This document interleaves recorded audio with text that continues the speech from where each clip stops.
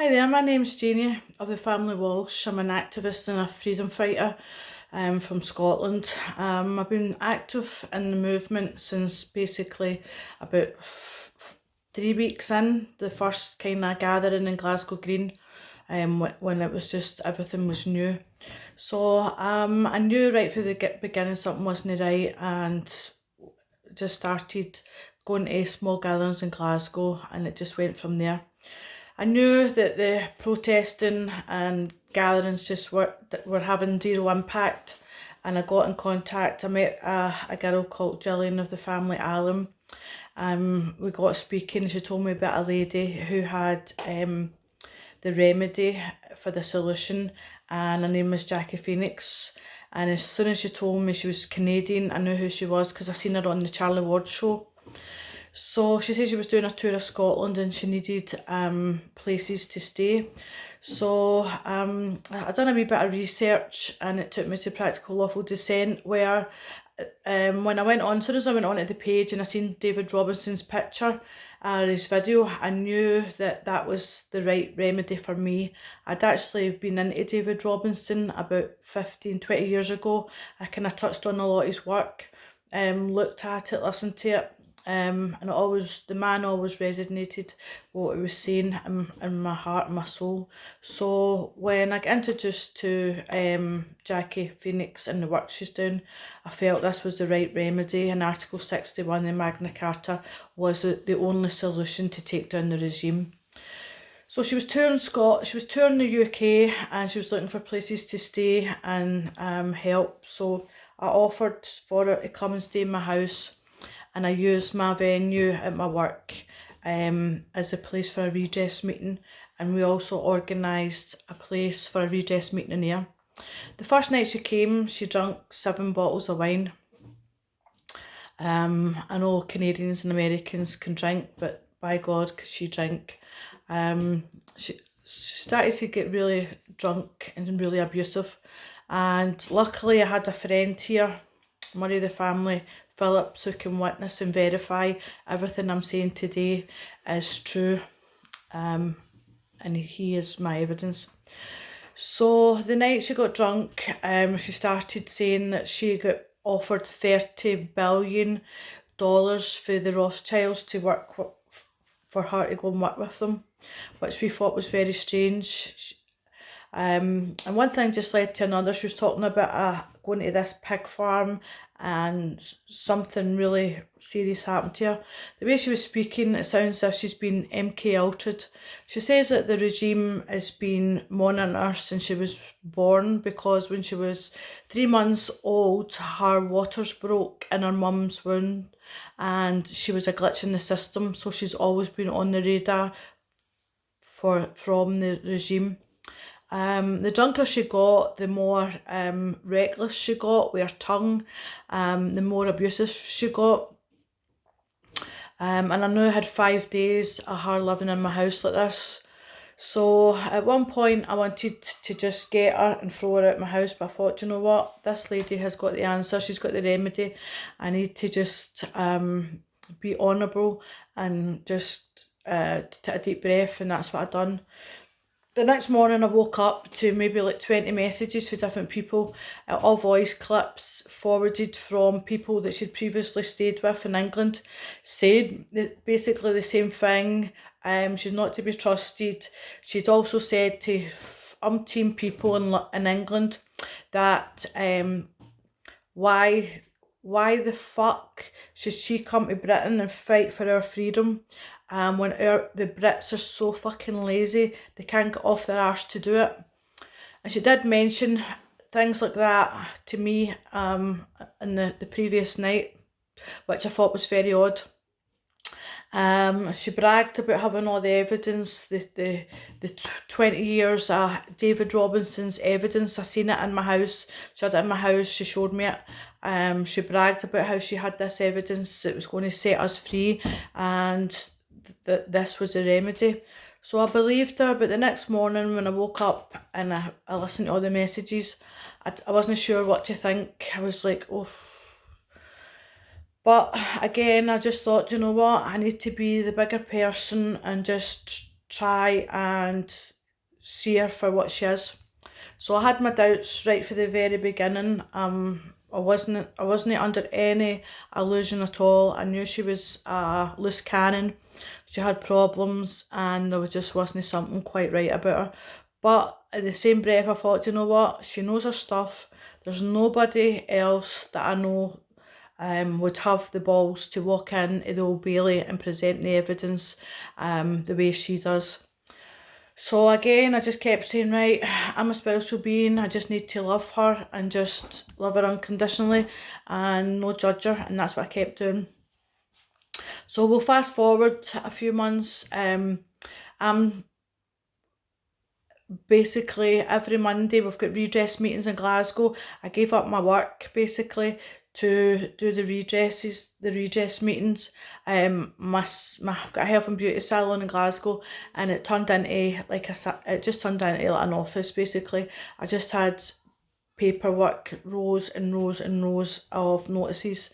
I was printing all these myself because I wanted everybody to be saved. I wanted everybody to get on the 5-step process of practical lawful descent, and it was a lot of paperwork. So I had my work was full. I had 3 printers. I had all the paperwork. Every week we had people up, weekly meetings where we were all learning, we were all confused, we didn't know what we were doing. And the weeks went on, it started to kind of finally sink in the process, the 5-step process, and we did have a few success stories. And then she asked us to do the lobby the bobby, and the people who was meant to do the lobby the bobby, as soon as it came to going to the police station, a lot of people didn't have the nerve to do it, and it ended up with me and Gillian doing mostly lobby the bobbies. We started doing lobby the bobbies, and I started to notice that we're meant to be doing this with 70 countries in the Commonwealth, but it was really only my videos that I ever seen on Practical Lawful Descent group. So I did kind of question, where's everybody else? How's not everybody else doing it? Wee niggles started to come in slowly. So again, doing lobby the bobby, putting everybody on notice, helping people on a day-to-day basis, actually getting really into the whole Article 61, Magna Carta, 1215, was loving it, learning about it every day. People were phoning me up, wanting to meet me. I was meeting people, helping them with the process. Anybody that had any concerns, we were putting people on notice, putting companies on notice. So it started to get really fun, and I started to get really into it. I loved it, and I felt in my heart, and I still feel in my heart, this is the remedy. It's the only solution to bring down this corrupt regime. So I get very passionate about it. And basically I heard from Jackie here and there. There was a few things started to happen that didn't really add up, but again, just kind of right, take a deep breath and let it go, and that's what I've done. But throughout the whole time, I wasn't under any illusion about this woman. She had a massive falling out with Stacey. And then the next thing I know, Stacey's getting called control opposition. This, that, and the next thing, Stacey's booted off Practical Lawful Descent. I'm getting messages for Stacey from loads of other people that had dealings with her that were sending Stacey stuff, so then I was getting it. But again, I didn't stick up for Stacey because Jackie had the remedy, and I was trying to be honourable, and didn't say to Stacey, but I chose Stacey. I chose Jackie over Stacey because Jackie's the remedy. So Stacey, she's a con woman. She's not got any. She's never going to get you your freedom. She's just leading people down the garden path. I listened to her, but I didn't take any action. It was always in the back of my head. So pretty much that was for a few months, a lot of drama, a lot of negative stuff, all to do with Jackie slagging Stacey on social media. Stacey gets blocked, Andy Barlow's blocked, Stacey's telling me all the people before her who's been in practical lawful dissent since David Robinson, our mentor. They were friends with David and they've all been kicked off practical lawful dissent. And she doesn't want anybody connected to David basically on practical lawful dissent. So I believe there's been a lot of people blocked and deleted and blocked for practical lawful dissent who could probably do the job better than Jackie. So we'll fast forward to the latest events. 18th of July, we're driving down to London for the 19th of July protest. I've been going to a lot of protests in London because I like it down there. All I do when I go down there is speak to other activists, teaching them, talking to them, telling them about Magna Carta, telling them about redress. Because I find there might be 2 million people there. There might be 2 million people there, but they don't know that everybody has got the remedy themselves. We all can save ourselves. So I love going to London just for that reason. Going to London, I've been fortunate enough. Every time I go, I feel as if it's a God's job because I just happen to be standing at the right somewhere and somebody comes up, whether it's David Icke, Dolores Cahill, Kate Shimerani, Mark Sexton. We just happen to cross each other's paths and we get chatting, and then the next thing before they know it, I'm chewing the ear off them about Article 61 and redress. Some of them has heard about it, some of them know a wee bit about Magna Carta, but they don't really know much about redress. So a few of them says, listen, just put it in writing, send me an email and we'll take it from there. So I'll come back up, so I contacted Jackie. No, I got a phone call for Jackie on the 18th of July when I was in London. We had the minibus and she was in London wanting to get back to Glastonbury because Jackie is told me that she doesn't want to be on this earth plane any longer. She wants to transcend and she wants to be with David. And she started her ascending process and she needs to get back to Glastonbury to do a ritual with somebody called David. And she's going to, on the day of redress, she's going to cross over to the other side and she's going to be with her twin flame. Well, she was in a bit of panic. She just wanted to get back to London and I thought, well, she phoned me up and I thought, well, maybe she could I could get somebody to drive the minibus. We had just drove them for Glasgow, we were knackered, and I wouldn't ask the driver to do it because it's a long drive, as everybody knows. So Gillian of the family Allen contacted a friend of mine who drove from Derby got as far as Milton Keynes, and he got a phone call saying that Jackie had got herself a lift and she didn't need him to drive her to Glastonbury to do this ritual as the ascending process for passing on. He spent £60 in petrol and he got to Milton Keynes and he came back up the road and he phoned me and he said he was disappointed. So Jackie goes to Glastonbury to do a ritual and I'm in London for the 19th of July protests. Spoke to a few activists again and the same thing, put it in writing for me, put it in an email and we'll take it from there. Asked her again, Jackie, listen, all these activists are, a few of these people are want to unite but they don't know what redress is or the whole ins and outs of Article 61. Can you maybe write something for us? No, they're controlled opposition. What are you even doing talking to them? They're controlled opposition. And I'm like, Jackie, see whether they're controlled opposition or whether they're not. They're walking the streets with me every time I'm in London and they're waking people up. So they want to get involved, and to me, if we can all unite, we need the numbers to do redress. So anytime I mentioned anybody's name, didn't matter who it was, everybody was controlled opposition and she didn't want to know.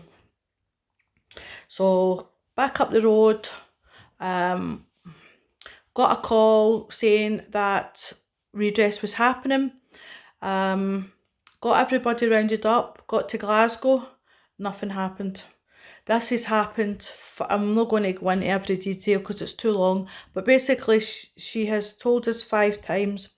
So on last Saturday, my friend, the same guy for Derby, got a phone call. Jackie and his to get to London. He drove down there, he got there, and she was saying that she was getting ready for redress and she needed to get to London.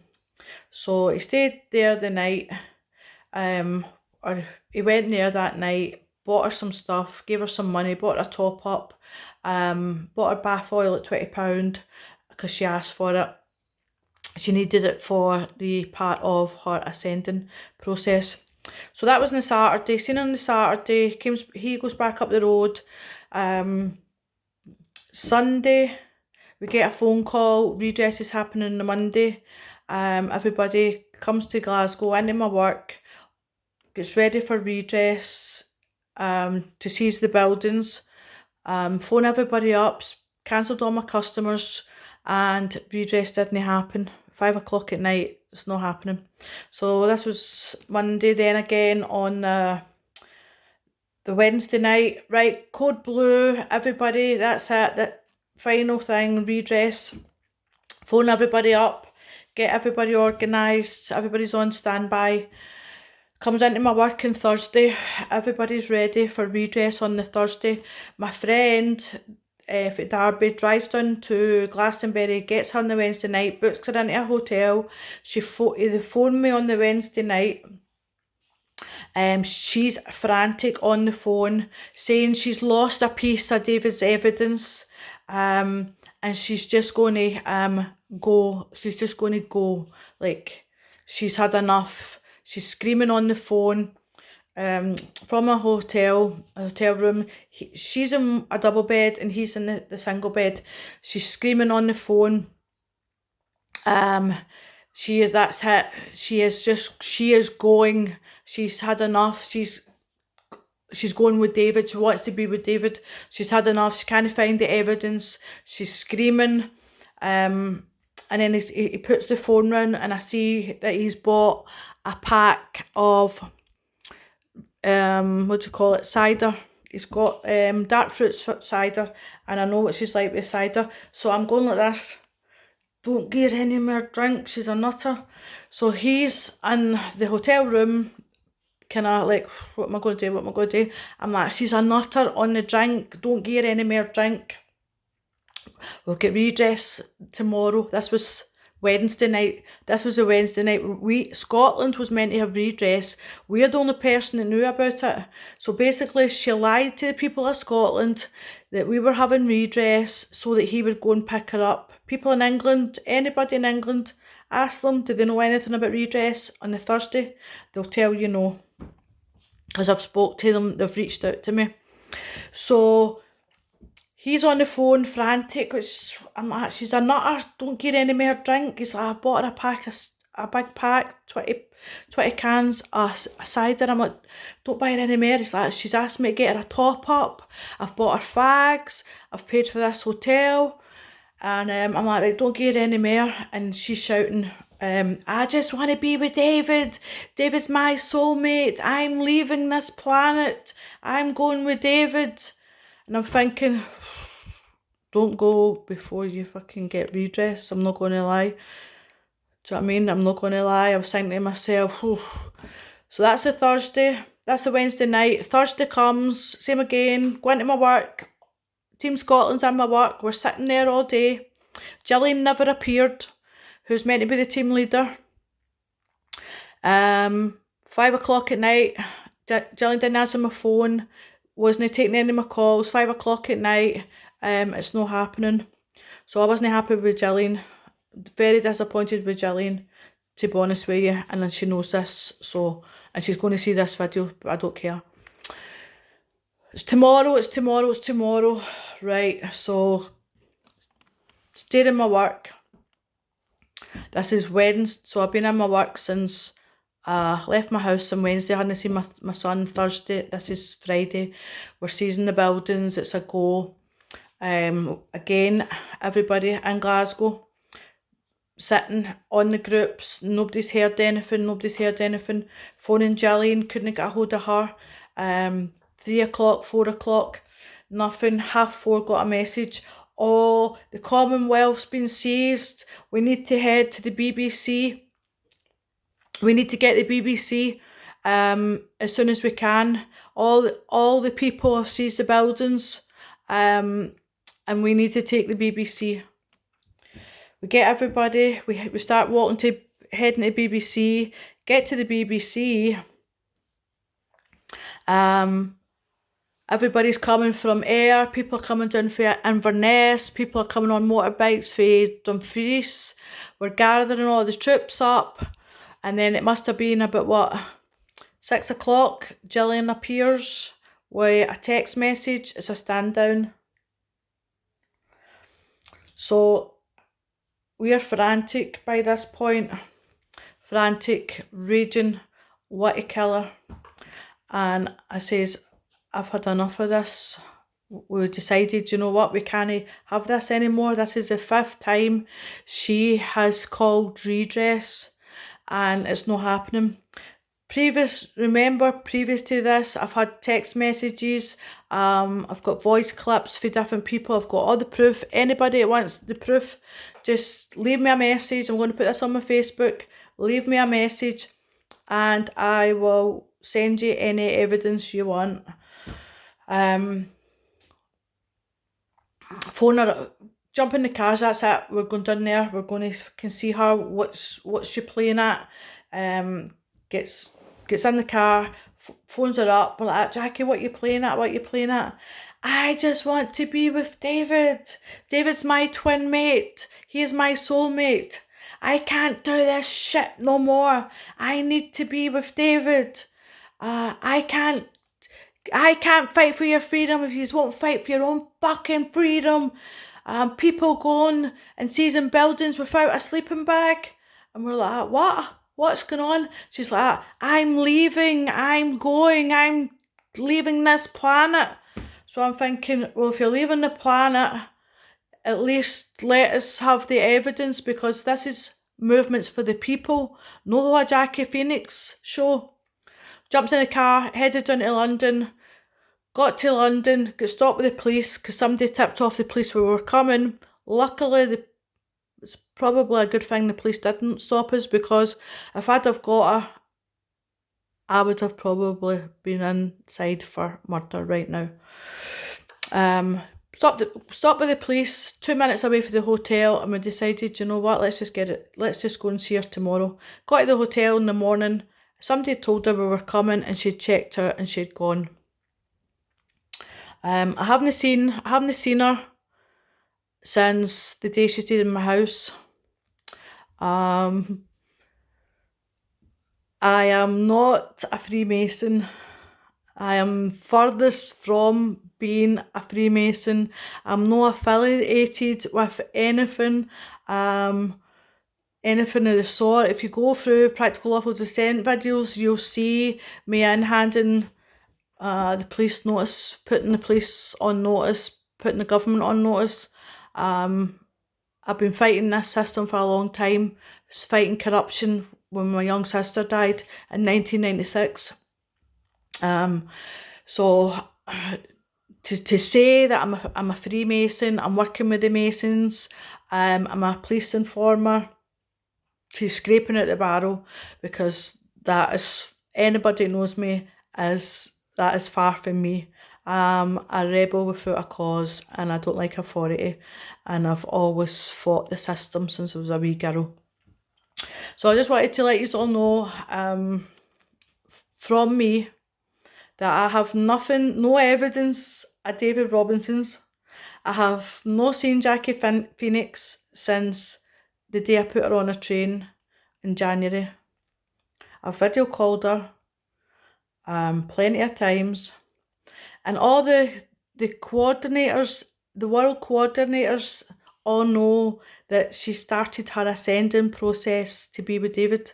So everybody all these coordinators who are meant to be living by God's law, and they're actually keeping it for the public. They're actually aiding and abetting high treason as well, because they've got all the evidence. Everybody's got the evidence, and they're hiding it. They're keeping it from the people. So this is not the way common law is meant to be. Yous should not be protecting this lady, this person who is meant to, who has got 20 years of David Robinson's hard work. David Robinson would actually be turning in his grave right now if he knew what she was doing to us, the people. So just everybody, I want everybody, we can do this without her. David's left us all the evidence. There's a piece of evidence that she's missing, and I've got it on video, or I've got it on a text message, her shouting, "I've lost a bit of his evidence." I've got the evidence, I've got the video, I've got the clips of her saying it. We, the people, can all get together, we can unite, and we can do this without Jackie Phenoix. This isn't the Jackie Phenoix show. This is for us. We're all fighting for humanity. We all know what the next part of the agenda is. They're coming after our kids. And I'm a mother. And not just I'm a mother, I'm a humanitarian, and I'm fighting for every person on this planet. So do your own research about Jackie Phenoix. We can all use the Article 61 of Magna Carta to restore the rule of law. We've all got the evidence. David left the evidence for us, the people. Yes, he picked Jackie because he didn't know, I believe when he was teaching Jackie, she was not as bad as what she was now. She's heavily into drugs. She's a total alcoholic. She's reckless. And plus, I think she's a black cat. I think she's working for the deep state. She's told maybe about 50 people that she's working for the Rothschilds.